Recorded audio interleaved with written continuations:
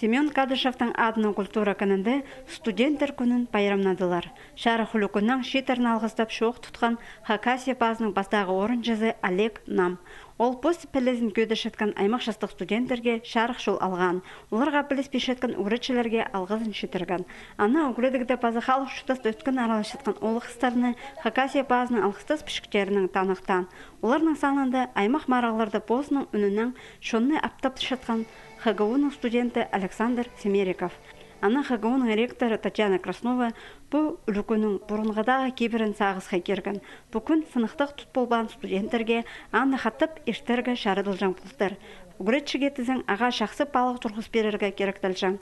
Амғы тұста шейтер бұл кейбіріні хаттып айландырарға сұрыншалар. Студент жұштазы қажанда газының ең қанық тұзы болша нозы. Мен Угренш Абаканский строительный техникумда второй курс. Каменщик сварщик. Мне нравится по профессии, самый востребовательный был.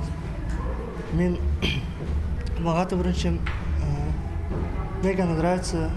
Бүгінгі күнді Хакасияда бөзігі үредік бешеткен бір хазна бірігізі, ол ХГУ, аны Холланда әкі филиал, 15 профессиональный үредік бірігізі. Мұнды шебіргі мұң азыры студент. Оларының бірсі Ағбандағы бүдірік техникумда үгіреншеткен Владимир Коков. Студентчилар вообще ханықтызлар. Прайзы по-разному получилар. Ну, мы ходи. Вдруг вот, например, вот мероприятие, сюда заберут андар. Еще ты участвуешь, вот андара поршезом. Прай.